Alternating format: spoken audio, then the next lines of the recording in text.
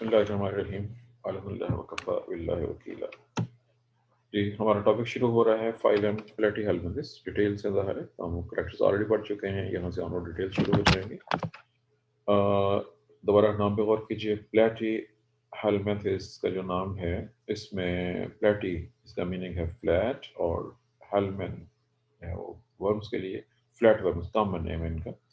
20,000 species के साथ ज़ाहिर है कि ये बहुत आम ग्रुप है, और आम इस लिहाज से कि ये पैरासाइट हैं और कुछ बहुत ही खतरनाक डिजीज प्रोड्यूसिंग जानदार भी शामिल है इसके अंदर। बहुत छोटे से लेके बहुत बड़े साइज तक। बहुत छोटे का मतलब है 1 मिलीमीटर से लेके 25 मीटर। जो 25 मीटर वाला है वो टीनिया रिंग के सजिनेटस है। ये टेप वर्म की वैरायटी है। टेप वर्म के नाम से अब कुछ हद तक वाकई में कम से कम पूरा नाम था इसका। जी, अब इसमें चूंकि चैप्टर के तारीफ में जिक्र हो चुका हुआ triploblastic 3 body layers ectoderm, mesoderm, endoderm. इनके मेसोडर्म में सेल्स होते हैं और जो टिश्यू बनती है वो पेरेंट कामा कहलाती है। पेरेंट कामा के लफ्ज़ से आप इसके पहले से वाकिफ हैं, मैट्रिक में, इंटर में दोनों जगह पे पेरेंट कामा का जिक्र आ चुका हुआ। जब एनिमल्स के पेरेंट कामा की बात होगी, पेरेंट कामा और मीजन कामा ये दोनों मज़कर इस्तेमाल किए जाते हैं सेम मीनिंग में। लेकिन याद रखिएगा ये मेसोडर्म यहाँ पे जहाँ पे हम इसको पढ़ रहे हैं प्लेटी हेलमिंथिस के हवाले से, एक्टोडर्म और एंडोडर्म के दरमियान में जो मेसोडर्मल सेल्स हैं वो लूजली अरेंज्ड टिश्यू की शक्ल में मौजूद होते हैं। और अभी जब इसकी कोई डायग्राम आएगी तो उसमें आप देख सकेंगे कि ये क्या है और क्या कर रहे हैं।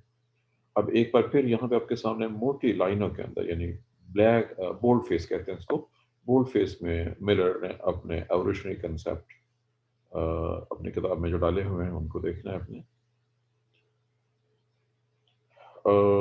भले इसकी वर्डिंग है जी कि स्पीशीज पर डिपेंड करते हुए जो पेरेंट का है ये स्केलेटल सपोर्ट प्रोवाइड कर सकती है, न्यूट्रिएंट को स्टोर कर सकती है, मोटिलिटी में हेल्प कर सकती है। इस ये रिजर्व है रीजनरेटिव सेल्स, वो सेल जिनसे रीजनरेशन होती है। इफ यू रिमेंबर, नियोब्लास्ट का नाम याद है किसी को? Do you remember what is neoblast? किसी को ये? Yes sir. जी, एक बच्चे ने जवाब दिया सिर्फ। आप बताएंगे जेम्स, कहाँ पढ़ा था आपने ये लफ्ज़? सर जी हाइड्रा वगैरह में सेल होते हैं जो रीजनरेशन करते हैं। आपने कहाँ पढ़ा था पहले ये बताइए, क्योंकि मैंने सर उस first first reference year. First year में नहीं था बिल्कुल भी। जी, फिर सोचें। सर सेकंड सर ईयर ये की डेवलपमेंट वाला चैप्टर में था सेकंड ईयर में। जी बिल्कुल, चलें अब आप सही जगह पहुंच गए हैं। जहाँ पे रीजनरेशन वाला टॉपिक है वहाँ पे डिस्कस हुआ होगा सेकेंड ईयर में। चलें खैर, ये हो गया जी। अगला हेडिंग है ट्रांसपोर्ट ऑफ मटेरियल्स। इसके अलावा स्ट्रक्चरल इंटरेक्शन करना अदर टिश्यूज़ के साथ, मॉडिफाई करना मुख्तलिफ टिश्यूज़ को, मॉर्फोजेनेसिस। मॉर्फोजेनेसिस के लफ्ज़ आपने पढ़ा होगा है, किसी को मीनिंग याद हो ठीक है, नहीं तो मतलब है फॉर्म शेप, मॉर्फो फॉर्म, और जेनेसिस, सॉरी जेनेसिस का मतलब है बनाना, और मॉर्फ का मतलब है शेप, शेप बनाना। ऑक्सीजन की स्टोरेज और कुछ अदर ट्रांसपोर्ट भी इसमें आएंगे, और इसके अलावा भी फंक्शंस। इसके अलावा ये वो फाइलम है जिसमें फर्स्ट टाइम आपको ऑर्गन सिस्टम लेवल ऑर्गेनाइजेशन मिलेगी। ऑर्गन सिस्टम लेवल के नाम से आप वाकिफ हैं पहले से, क्योंकि ये लफ्ज़ आप मैट्रिक में, नाइन्थ में और फिर उसके बाद पढ़ चुके हुए हैं फर्स्ट ईयर में भी। जी, इसकी क्लासेस, क्लासिफिकेशन और कैटेगरी का जिक्र हो चुका हुआ। हेडिंग है जी हमारा नेक्स्ट टॉपिक पे है क्लास टर्बिलेरिया। पहली क्लास, इस फाइलम की पहली क्लास क्लास टर्बिलेरिया। टर्बिलेरिया ये नाम की वजाहत मैं भी करता हूँ। जो हेडिंग है इसमें free living platform, free living जो पैरासाइट नहीं है। अब पहले पैराग्राफ के अंदर टर्बिलेरिया का नाम रखने की रीज़न शायद इसने दी है, जी नहीं, मेरा ख्याल में इसने, चलो खैर मौजूद है जो लफ्ज़। मैं जो लफ्ज़ आपकी बुक में लिखा हुआ है मैं उससे हट के एक सिंपल लफ्ज़ दे रहा हूँ। क्या आप टर्बुलेंस के नाम से वाकिफ हैं? Do you no, do you understand what is turbulence?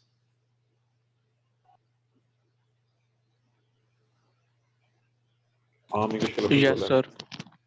जी। सिर्फ एक बच्चे ने जवाब दे दिया जी। और कोई स्टूडेंट जवाब देना चाहता हो? कोई और स्टूडेंट जो जवाब देना चाहता हो?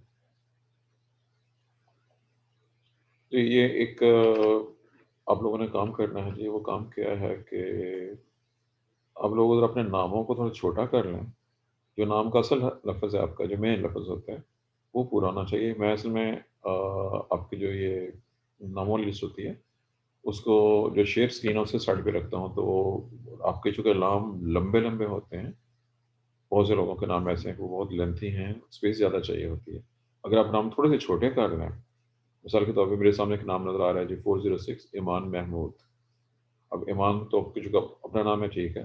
अगर अपने फादर नेम को थोड़ा-सा रिड्यूस कर लें तो जगह कम हो जाएगी। ऐसे ही बहुत से और लोग, लेकिन जो ये अनसवान का नाम है, ये बहुत ही लंबा है, ये इसमें नहीं आता। आपका रोल नंबर क्या है जी अनस?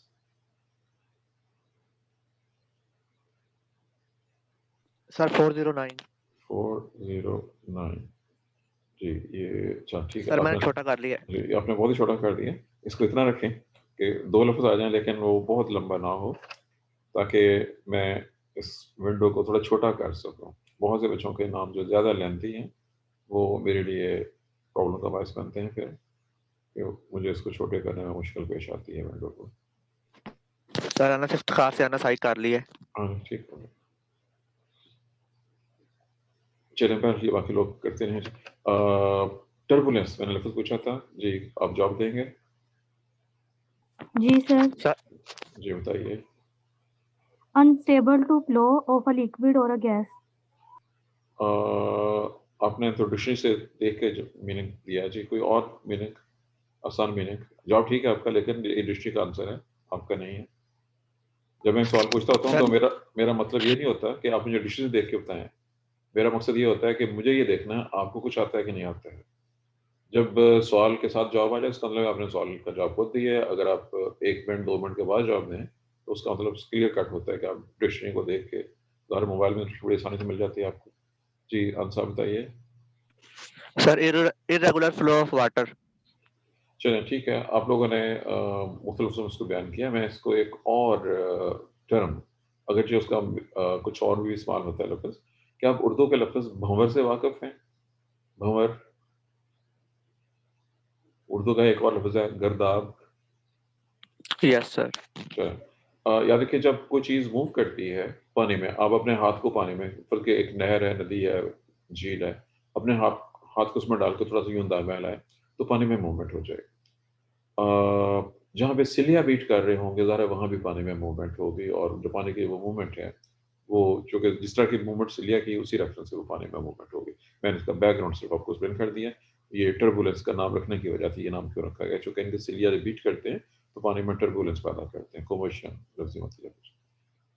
जी, ये फ्री लिविंग है बॉटम। अब याद रखिए, बॉटम का मतलब ये नहीं होता कि ये कोई 1 मील गहराई में रहते हैं। फ्रेश वाटर ज़्यादा गहरा नहीं होता। आप में से किसी को किसी दरिया या झील के अंदर खुद पाँव के साथ एंटर होना, यानी कि किसी बैठ के सैर करनी है, किसी झील में, किसी नदी नाले में, दरिया में, कहीं पानी में, इस तरह के पानी में दाखिल हुए हों, किसी छप्पड़ में, किसी को मौका मिला हो ऐसा? Yes, sir. Yes, जी, sir. Yes, sir. जी, Yes, sir. कहाँ पे ये यस बता दीजिए, किस जगह पे है? Yes, sir. सर मैं वो कश्मीर गई थी तो खाला वाली साइड पे सर वहाँ पे हम गए थे खाला के साथ, तो सर तब मुझे मौका मिला था अपने पाउंड डिप करने का रिवर में। जी, वो पानी कौन-सा था? नहीं, कोई नदी नाला था या झील थी? सर झील थी शायद। जी, और कोई स्टूडेंट रही? Any more student?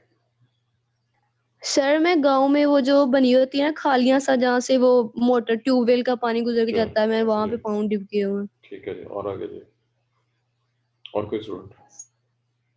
सर मैं बारिश के पानी में। नहीं, मेरा मकसद था जो नेचुरल वाटर फ्लो है, खा वो दरिया की शक्ल पे हो, नदी नाले हों, झील हो, या हमारे यहाँ देहाती इलाकों में छब्बड़ पाए जाते हैं, जो कि असल में छोटी झीलें ही थी। और ऐसे ही जो इवन नहरें हैं, नहरें लेकिन चूँकि मैन मेड होती हैं, उनका थोड़ा सिस्टम कुछ और होता है। अगर आप एक दरिया में, फ़र्ज़ कीजिए एक दरिया है, आप उसके किनारे पे खड़े हैं, आप जब चलना शुरू होंगे तो पहले सिर्फ़ आपके पाँव डिप होंगे पानी में, और आगे जाएँगे तो पानी गहरा होता जाएगा। जैसे-जैसे आप आगे जाते जाएँगे, चूँकि वो स्लोप के अंदर होते हैं, झीलें भी और दरिया भी। बहरहाल, याद रखिए कि जब आप बिल्कुल पानी के किनारे पे होते हैं, तो वहाँ पे भी फ्रेश वाटर स्पीशीज़ ये मिलेंगे आपको, टर्बिलियन, और अगर आप गहराई में जाते जाएँगे, वहाँ भी होंगे। ये मैंने बॉटम की वज़ाहत की है, चूँकि आम बंदों के ज़हन में बॉटम का कांसेप्ट ये होता है कि शायद बहुत ही डूंगा हो तो वो बॉटम कहलाएगा। किनारे के ऊपर दरियाओं और झीलों में किनारे के ऊपर ज़्यादा गहराई नहीं होती। बॉटम की वजाहत कीजिए वाले जी। आगे चल रहे हैं हम। ये तो हो गया जी नाम रखने की वजह। स्पीशीज़ का जिक्र पहले से हो चुका हुआ है। 1 सेंटीमीटर से लेके 60 सेंटीमीटर तक मेजॉरिटी जो ट्रिबिलेरियंस हैं वो इस साइज़ में है, जो साइज़ आपकी बुक ने यहाँ पे दिया हुआ है। इनके कलर्स मुख्तलिफ हो सकते हैं, जिसमें ब्लैक, ब्राउन, ग्रे और इसके अलावा ब्राइटली कलर्ड भी हो सकते हैं। तारक सा जी है। हेडिंग है बॉडी वॉल। बॉडी वॉल का रिटर्न यहाँ पे है, डायग्राम अगले पेज पे है। इस रिटर्न में रेप्टाइड्स, एडिसिव ग्लैंड्स और रिजल ग्लैंड 3 आम लफ्ज जो उसने दिए हुए हैं। बाकी सब कुछ अगले पेज पे मैं डायग्राम में लेके जा रहा हूँ। जो कुछ इसने लिखा हुआ है रिटर्न में वो सब कुछ हमें डायग्राम के अंदर मिलेगा। और वो 3 लफ्ज जो टेबल में भी आए थे, मैंने कहा था कि कुछ चीज़ें जब हम रिटर्न को पढ़ेंगे तो वहाँ पे ये है जी आपके सामने पहली डायग्राम। इस डायग्राम में चोट की जगह ये प्लेन एरिया है, ये बाहर से इसका व्यू दिखाया हुआ है और ये इधर से उसने उसका टीएस काट के दिखा दिया है और यहाँ पे टीएस के कुछ पोर्शन को बड़ा करके दिखा दिया है। एक ही डायग्राम में उसने सारे काम कर लिए। उसी तौर पर जो इसकी डायग्राम थी, यानी बाहर से देखें तो कैसा होगा, ये ऐसा होगा, इसके बगैर ये इसने जो दिखा दिया ये नहीं होना चाहिए। टीएस काट के देखेंगे तो ये नहीं होगा, इतना पोर्शन नजर आएगा। और ये जब मैग्नीफाई करके बड़ा करके देखेंगे तो फिर नजर आएगा। ये बात याद है कि जब मैंने एक्सप्लेन किया ये एक डायग्राम में 3 चीजें हैं और ये डायग्राम 3D डायग्राम है। और जब आप 3D डायग्राम बनाएंगे, ये तो इतनी मुश्किल नहीं है, लेकिन कुछ 3D डायग्राम बहुत मुश्किल होती हैं। ये फिर भी कदर सिंपल है। हमें बाहर वाली मॉर्फोलॉजी में यहाँ पे देखिए, आपको इसका ये हेड रीजन कह लीजिए, यहाँ पे इसकी 2 आइज नजर आ रही हैं। आइज बहुत सिंपल होती हैं, फोटोरिसेप्टर्स। ये बाहर कान नजर आ रहे हैं, इनको वैसे भी ऑरिकल्स कहते हैं, लेकिन ये कान नहीं है, यानी सुनने का काम नहीं करते हैं, बल्कि ये कीमोरिसेप्टर्स हैं, यहाँ पे लोकेट कर रहे हैं। अब ये टीएस है। अब इस टीएस के अंदर लेबलिंग हुई हुई है। इस लेबलिंग में मोस्टली चीज़ें ऐसी हैं जिनके नामों से आप पहले से वाकिफ हैं, लेकिन इसमें कुछ चीज़ें ऐसी होंगी जो आपके लिए न्यू होंगी। और ये इतनी जो ये वाली बॉडी वॉल है, इसकी बॉडी वॉल को इसने यहाँ पे बड़ा करके दिखाया हुआ है। इसके अंदर भी कुछ सेल्स होंगे, अभी हमने उन सेल्स के नामों को भी देखना है। मैं सिर्फ उन चीज़ों को डिस्कस करूँगा जो खास समझ की। हमने पेरेंट कामा सेल अभी पिछले पेज के ऊपर डिस्कस हुए थे। लॉन्गिट्यूडल मसल्स लंबाई के रुख पे मौजूद मसल्स हैं। सर्कल मसल्स गोल दायरे के अंदर मौजूद मसल्स हैं। डॉर्सिवेंट्रल मसल ये वाले हैं जो ऊपर से नीचे कमर से पेट का जो रीजन है उसको मिला रहे हैं। एक्सक्रीटरी पोर एक्सक्रीशन से ताल्लुक है। योग ग्लैंड का ताल्लुक डिप्रेशन से है। डॉर्सल सरफेस वेल नोन चीज है, लेफ्ट साइड आ जाए। डाइजेस्टिव कैविटी ये सेंटर में इसकी जो गट है वहां पे दिखाई गई है। गैस्ट्रोडर्मस वेल नोन है। Epidermis sperm duct male system का हिस्सा है। टेस्टिस मेल सिस्टम, इसकी डिटेल आगे आ रही है। वेंट्रल सरफेस वेल नोन है। नीचे की तरफ आ जाएं, यहाँ पे oviduct female root system nerve cord well known है। बेसमेंट मेम्ब्रेन का लफ्ज आपने इससे पहले पढ़ा हुआ। मीजन कायमा और पेरेंट कायमा एक ही चीज है। एपिडर्मस वेल नोन है। ये नीचे सरफेस पे सिलिया दिखाया है, हर सेल के नीचे सिलिया मौजूद है। ये यहाँ पे ग्लैंड सेल एक। फ्लेम बल्ब आपने फ्लेम सेल्स के नाम से पढ़ा हुआ फर्स्ट ईयर सेकंड ईयर में। और ये है जी रेप्टाइड सेल, जिसका जिक्र अभी बैक पेज पे था। अब इसमें स्वाय 3 चीज़ों के, बाकी सब चीज़ें ऐसी हैं जिसकी वजाहत मौजूद है बैक पेज के ऊपर। उनमें से एक तो है जी ये वाले, इसको गौर से देखिएगा। रेप्टाइड सेल ये काफ़ी बड़े साइज के सेल्स हैं। ऐसे ही ग्लैंड सेल्स। अब ग्लैंड 2 किस्म के हो सकते हैं। मैं वापस लेके जा रहा हूँ उनको बैक पेज के ऊपर, ताकि वो चीज़ें जो हमने डायग्राम में देख ली हैं, जो आपकी बुक ने बयान की हैं, वो आपके सामने हों और आप उसको पढ़ सकें, समझ सकें। इसमें मुख्तलिफ किस्म के जो 3 इम्पोर्टेंट लफ्ज थे, जिसका जिक्र मैंने भी पहले भी किया था, वो आपके सामने मौजूद है। और वो है जी कि इनमें स्पेशल ग्लैंडुलर सेल्स हैं जो एपिडर्मस में लोकेट करते हैं। एपिडर्मस और एक्टोडर्म एक ही चीज़ है। एपिडर्मस एक्टोडर्म से ड्राइव होने वाली टिश्यू है जो बॉडी में सबसे बाहर सरफेस पे होती है। अब रेप्टाइड्स के जो डिटेल है सिर्फ 1 या 2 लाइनों के अंदर है, उस पर गौर कीजिए। इसमें कोई मुश्किल लफ्ज तो नहीं है। वर्डिंग है rod-like cells that swell and form a protective mucus sheath around the body, possibly in response to attempted predation or desiccation। ये स्टेटमेंट है, एक ही लाइन में है। ये एमसीक्यू की शक्ल में आ सकता है और कोई पूछना चाहे तो ग्लैंड्स को शॉर्ट क्वेश्चन की शक्ल में पूछ सकता है। ये कतरे बड़े साइज के सेल्स हैं एपिडर्मिस के अंदर। जब कोई इसको खाने की कोशिश करे, प्रीडेशन मार के खाने को कहते हैं, या पानी की कमी हो जाए, तो इसमें से म्यूकस निकलती है जो बॉडी को कवर कर लेती है, बॉडी की प्रोटेक्शन के लिए होती है। अब ग्लैंड्स की चूंकि कई टाइप्स हैं, वहाँ पे ग्लैंड सेल का लफ्ज़ है, यहाँ पे दो तरह के ग्लैंड्स के नाम दिए गए हैं। लफ्ज़ वेल नोन है, पहला लफ्ज़ है एडहेसिव ग्लैंड, एडहेसिव चिपकने को कहते हैं। एडहेसिव ग्लैंड से जो केमिकल निकलता है वो एपिडर्मिस को किसी भी चीज़ के साथ अटैच करने में, सबस्ट्रेट जो चीज़ें नीचे हैं, वो पत्थर है, चट्टान है, कोई प्लांटेशन है, उसके साथ अटैच करने में, ताकि पानी के फ्लो के साथ ये बह के आगे ना चले जाए, ये है एडहेसिव ग्लैंड। और जब ये चाहता है कि मैं अटैच ना हो बल्कि सेपरेट हो जाऊँ, तो रिलीजल ग्लैंड से केमिकल निकलेगा, उस चीज़ को डिसॉल्व कर देगा जिसने अटैच किया हुआ है, और फिर ये फ्रीली मूव कर सकते हैं। ये है जी ऑल अबाउट देयर ग्लैंड्स और उनके फंक्शंस, इनकी बॉडी वर्ड डिस्कस हो गई है जी। अगला हेडिंग है लोकोमोशन। लोकोमोशन एक्सक्यूज मी में सर, जी सर ये बॉडी वॉल में थर्ड लाइन के अंदर माइक्रोविलाई लफ्ज लिखा हुआ है, सर ये क्या होते हैं? माइक्रोविलाई आपने फर्स्ट ईयर पढ़ी थी कि नहीं?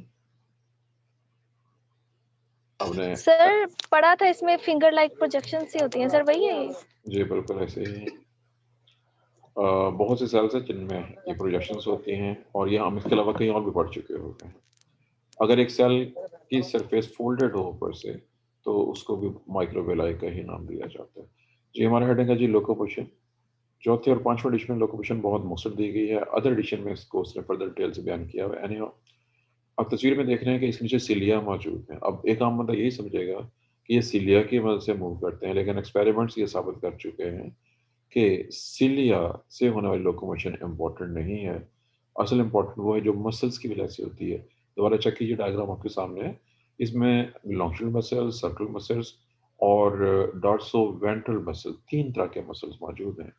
ये मसल जब कंडक्ट होते हैं तो बॉडी जो है वो मूव करती है, और इन्हीं मस्कुलर मूवमेंट की वजह से इसकी जो असल लोकोमोशन होती है। अब दोबारा गौर कीजिएगा, मैंने फिक्रा जो बयान किया है कि यहाँ पे इसने बहुत मुख्तसर सा बयान किया हुआ है। एक्सपेरिमेंट जिनका जिक्र इस एडिशन में नहीं है, ना चौथे पे ना पांचवें में, वो ये साबित कर चुके हुए हैं कि muscles are more important as compared to cilia with reference to locomotion. इसका मतलब है लोकोमोशन एक्चुअली मसल्स की वजह से होती है, सिलिया ज़्यादा इम्पोर्टेंट नहीं है लोकोमोशन के रेफरेंस से। हमारा अगला स्टेटमेंट ये है जी, हेडिंग दिया इसने डाइजेशन एंड न्यूट्रिशन। इस पे बहुत सी डायग्राम्स हैं। ये डायग्राम पूरे ग्रुप की हैं और बहुत इंटरेस्टिंग है। अब फिलहाल सिर्फ इस एक को देखेंगे। यहाँ नाम निकला है ट्राइकलेडा, ये ग्रुप का नाम है एक्चुअली। ये प्लेन एरिया है जिसके नाम से आप वाकिफ हैं। आप नोट कीजिएगा, ये डायग्राम बिल्कुल स्ट्रेट सीधी बनी हुई है, और प्लेन की डायग्राम अगर बनाई जाए तो वो ऐसी ही होनी चाहिए। और रीज़न ये है कि आपने इससे पहले भी, और गालिबन इसी बुक में ऊपर भी शायद प्लेन एरिया जो बना हुआ था, इसमें था कहाँ पे था जी, नहीं यहाँ पे नहीं, किसी और जगह पे था गालिबन वो प्लेन एरिया। वो जब प्लेन एरिया को आप उल्टा करके नीचे दिखाते हैं, वो 3D डायग्राम बनाई गई होती है। 3D डायग्राम्स हकीकत में तो और चीज़ होती है, लेकिन जब उनकी डायग्राम ड्रा करने पड़े तो स्टूडेंट के लिए मसला बन जाता है। बहरहाल इसकी डायग्राम प्लेन एरिया की ऐसे होनी चाहिए जैसे ये दिखाया गया। 1 सेंटीमीटर साइज है इसका, लंबाई की रेफरेंस है, इसकी 2 आईज हैं। अब ये इसका सिस्टम है, पहले इसके सिस्टम को देख लें। इसका माउथ यहाँ पे होता है जहाँ पे मैं निशान शो कर रहा हूँ। एफएससी की बुक में इसकी पीठ को उल्टा करके नीचे से दिखाया हुआ है, वहाँ पे माउथ, गोल दायरे में एक छोटा सा माउथ है। इसके माउथ में से इसकी फेरेंक्स बाहर निकल सकती है, इसकी फेरेंक्स है, और ये ट्यूब लाइक है। इसकी फेरेंक्स ट्यूब लाइक है, ये ओपनिंग का फेरेंक्स है। ये अपने माउथ में से, और ये आमतौर पर इसकी फेरेंक्स बाहर ही निकली हुई होती है। हमने कल एक लफ्ज पढ़ा था, किसी बच्चे ने आपसे पूछा था, प्रोट्रूड। ये जानदार अपने फेरेंक्स को अपने माउथ से बाहर निकाल लेता है, और क्यों? चूंकि इसने इसकी वजह से फीडिंग करनी होती है। ये खुराक अपने फेरेंक्स की वजह से पिक करता है और खाता है। ये फूड यहाँ से एंटर होगी, अब यहाँ पे आ गई है।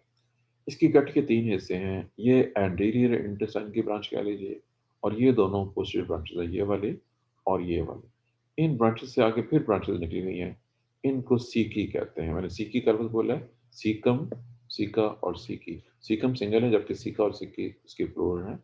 ये इंक्रीज करते हैं सरफेस एरिया को। फूड, फल की फूड यहाँ पे आई, इधर चलेगी, दूसरी फूड आई, इधर चलेगी, एक बार फिर फूड आई, वो इधर चलेगी। मुख्तलिफ जगह पे जहाँ फूड जाएगी वहीं पर डाइजेस्ट हो जाएगी, वहीं पे अब्जॉर्ब हो जाएगी। ये कंप्लीट सिस्टम है जी। ग्रुप का नाम ट्राइक्लेडा इस वजह से कि इस पे इंटेस्टाइन की 3 ब्रांच हैं, एक एंटीरियर ब्रांच है और 2 पोस्टीरियर ब्रांच। ये नाम रखने की वजह, मैंने एक ग्रुप को जो सबसे वेल नोन है ये प्लेनेरिया का ग्रुप है ट्राइक्लाइडा। इसके जो बाकी ग्रुप हैं वो गैर मारूफ हैं, उनको भी देख लीजिए। पहला ऑर्डर है जिसका एसियोला, इसमें चेक करें, इसमें गट नहीं है, there is no gut, size छोटा होता है, ये सिर्फ फूड को अब्जॉर्ब करता है। सेकंड वन है जी मैक्रोस्टोमेटा, इसमें गट मौजूद है। हाँ, एक लफ्ज़ जो मैं पहले भी बयान कर चुका हूँ, ये तमाम जानदार जो आपके सामने हैं कम से कम ये वाले, इनमें सिंपल गट है, इनकम्प्लीट गट है, माउथ मौजूद है, माउथ से या फिर से फूड एंटर हो रही है और वहीं से फालतू मादे, जहाँ से फूड दाखिल होती है फालतू मादे यहीं से बाहर निकलते हैं, एनस नहीं है। ऐसा सिस्टम जो है वो इनकम्प्लीट गट कहलाता है। सैक टाइप सिस्टम, ये तो सिंपल सैक टाइप है, ये थोड़ा सा पेचीदा है और ये भी पेचीदा सैक टाइप सिस्टम है। ये दोनों हाईली ब्रांच्ड हैं और ये दोनों अनब्रांच्ड हैं। इसका नाम है जी लेसिथोसिपिथिया और ये ट्राइक्लाइडा है और ये पॉलीग्लाइडा। पॉली का मतलब ज़्यादा, क्लैड ब्रांचेस कहते हैं जिसमें टाइप सिस्टम की बहुत सी ब्रांचेस, इसमें 3 ब्रांचेस हैं और इसमें मैंने 1 2 3 4 5 6 कम से कम 7 8 जो है वो मेन ब्रांचेस की हमें नजर आ रही है। डायग्राम मैंने एक्सप्लेन कर दी है। वापस आते हैं रिटर्न के अंदर, कोई लफ्ज़ अगर रह गया हो वजाहत तरफ। जी बॉडी गट कैविटी का जिक्र मैंने कर दिया, किस किस्म किया है, उसकी तमाम वैरायटी एक्सप्लेन कर दी हैं। और जैसे कि अभी बात हुई आपके सामने कि इस एक ग्रुप के अंदर इतना ज़्यादा एवोल्यूशन हुआ है कि बिल्कुल सिंपल सिस्टम जो कुछ भी नहीं है, सिंपल सैक है, यहाँ से लेके यहाँ तक एवोल्यूशन हुआ है। मुख्तलिफ है कि ये जो इंडिकेट कर रहा है कि ये इनमें एवोल्यूशनरी डाइवर्जेंस हुई है डाई सिस्टम के रेफरेंस से, ये पॉइंट इसने यहाँ पे जिक्र किया हुआ है। जी फेरेंस का फंक्शन हो चुका है और कॉमन जी यहाँ भी याद रखिएगा, ये इंग्लिश के रवाज के मुताबिक है। मसलन फिक्र पर मोस्ट अबिरेरियन such as the common planarian are carnivorous and feed on small वगैरह। इसने प्लेनेरियंस बहुत जगहों पर ऐसे लिखा हुआ है, इंग्लिश में एडजेक्टिव ये बहुत इस्तेमाल करते हैं। असूली तौर पर हमें रूटीन में प्लेनेरिया का नाम इस्तेमाल करना चाहिए, उसका न्यू नेम टुगीसिया है, लेकिन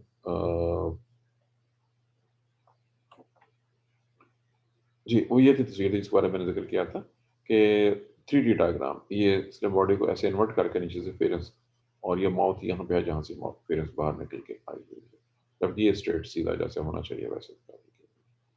पहले ये थी जी वो डायग्राम जो कि हम डिस्कस कर रहे थे। जी आगे आ जाइए। अच्छा, एक तो जिक्र हो गया कि ये वाला, ये पीछे ऊपर जिक्र मौजूद था कि मोस्टली कार्निवोरस हैं, ताहम एक लफ्ज़ चेक कीजिएगा, ये लफ्ज़ आपके लिए नया हो सकता है या आपने पढ़ा हुआ है पहले से, याद करें।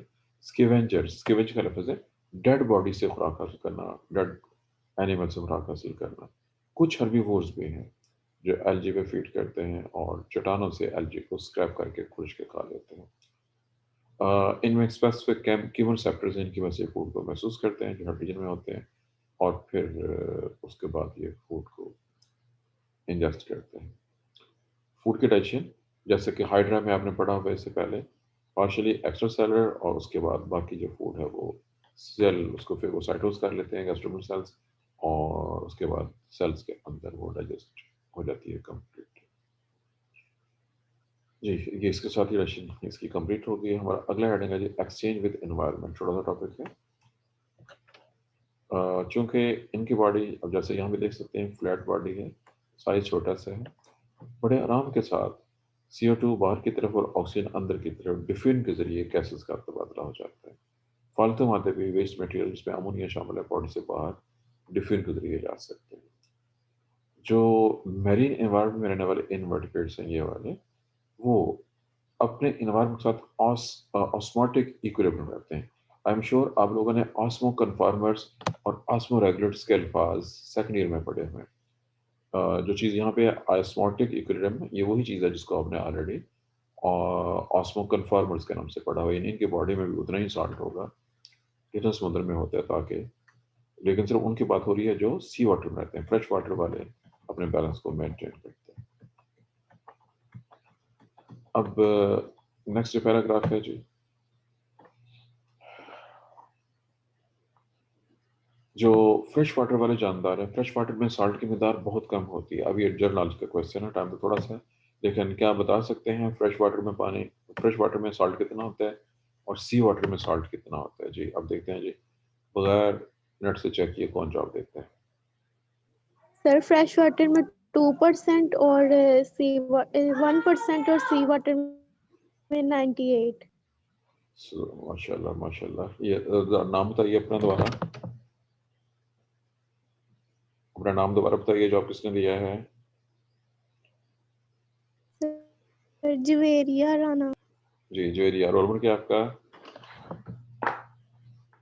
Roll number 448।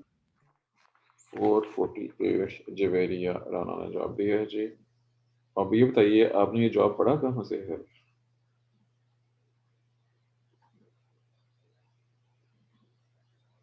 आपने ये जो जॉब दिया है, ये आपको कहाँ से पता चला कि फ्रेश वाटर में इतना और सी वाटर में इतना होता है? और के जॉब जी क्लास से और के बच्चा जो खुद जॉब देना चाहता हो, जो उसके नॉलेज में है वो वाला जॉब। ये वैसे क्वेश्चन फर्स्ट ईयर लेवल का क्वेश्चन था, डिपेंड करता है आप फर्स्ट ईयर कहाँ से पढ़ के हैं, किससे पढ़ के हैं, वो कौन सी अजीब हंसियां थी जिन्होंने आपको फर्स्ट ईयर में पढ़ाया था।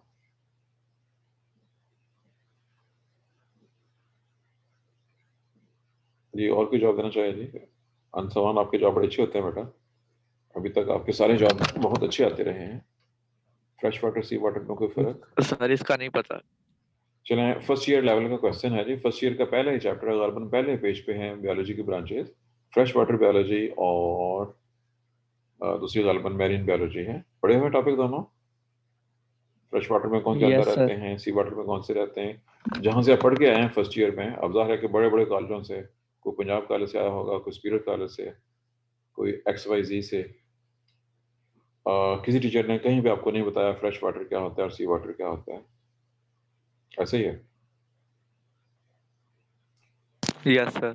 चलिए अब दूसरा जो ज्वेरी ने जवाब दिया था, उन्होंने पहले कहा 2% और फिर उसको 1% ले आई कि जी फ्रेश वाटर में पहले कहा था 2%, फिर कहा 1%।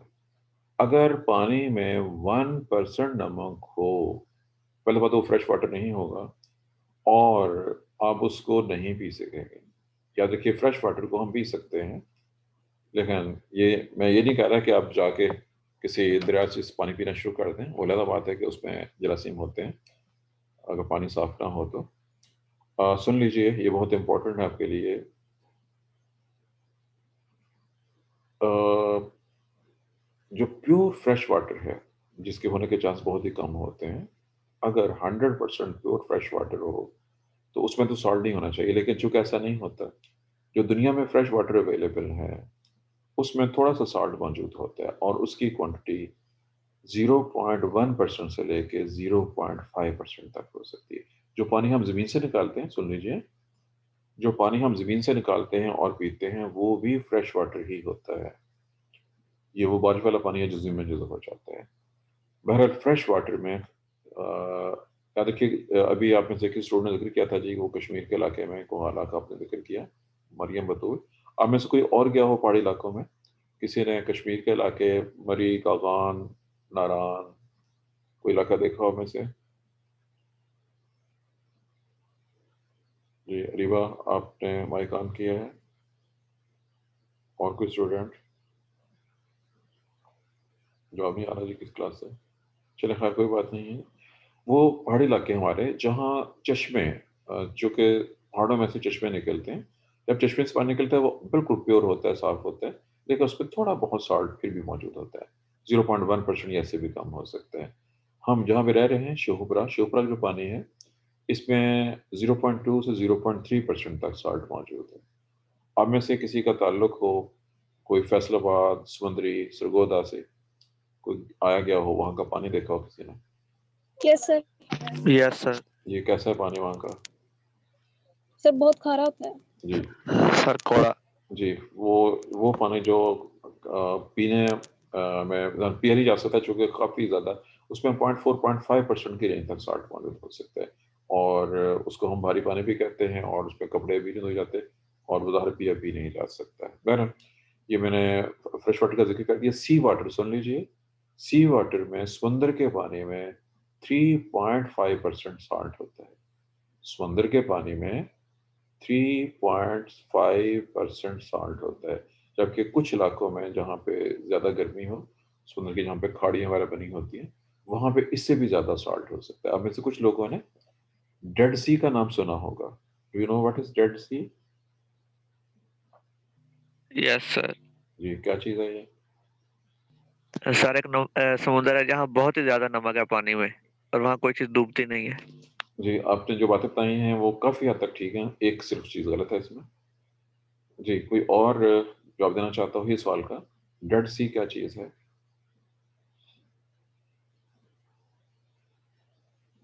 चलें, किसी को ये बताओ ये कहाँ पे है? डेड सी कहाँ पे है? देखे बगैर चेक करना है, सिर्फ नॉलेज बेस क्वेश्चन बेस है ये। चलो मैं बता देता हूँ जी। याद रखिएगा, जरूरी नहीं होता कि किसी का जो नाम रखा गया हो वो नाम ठीक हो। नाम का इसमें बामुसम्मा होना बड़ी मुख्तलिफ चीज होती है। Dead Sea is not a sea. फिर सुन लें, Dead Sea is not a sea. इसको उर्दू में डेड सी का तर्जुमा बहरा मुर्दार किया जाता है। बहरा मुर्दार। बहरहाल नाम के लिहाज से तो यही लगता है आम बंदा जब इसको देखेगा कि ये एक समंदर है। ये समंदर नहीं, एक झील है, और बहुत छोटी सी है, बहुत बड़ी नहीं है, एक छोटी सी झील है। सिर्फ तकरीबन कोई 12 मुरबा किलोमीटर के इलाके में फैली हुई है, जो बहुत ज़्यादा नहीं है। ये वो जगह है जहाँ पे हज़रत लूत अलैहिस्सलाम की कौम आबाद थी। ये जगह वो है। इसका पानी हाईली सॉल्टिश है, इतना ज़्यादा सॉल्ट है कि उसमें मछलियाँ या अदर एनिमल जो हैं आमतौर पर ज़िंदा नहीं रह सकते हैं। सिर्फ चंद किस्म के बैक्टीरिया, सिर्फ चंद एक जानवर इसमें हैं, बाकी इसमें और चीज़ें इसमें नहीं पाई जाती, मछलियाँ वगैरह इसमें नहीं रह सकती। इसमें 6.5% से ज़्यादा साल्ट है इसमें। बहरहाल ये था जी ऑल अबाउट साल्ट की परसेंटेज। ये शुरू हुआ था पॉइंट इससे।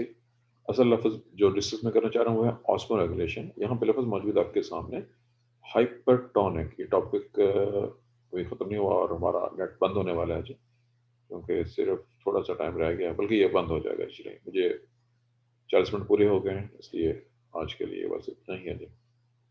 टॉपिक कंटिन्यू रहेगा। सर अटेंडेंस लगा दें। सर डेड सी है कहाँ पे? डेड सी उस जगह पे है जिसको हम फ़लस्तीन कहते हैं, यहूदी उसे इसराइल कहते हैं। फ़लस्तीन, इसराइल। आप इस नाम से वाकिफ़ है पहले से? सब नाम सुना हुआ है? Yes sir. Sir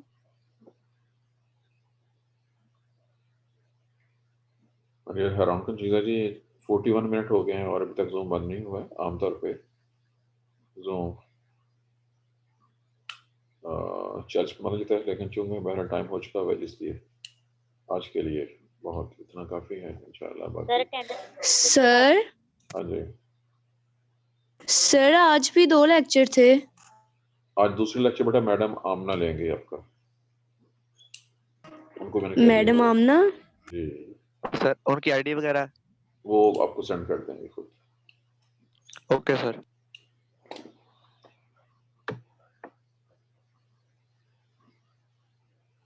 sir attendance लगा दें।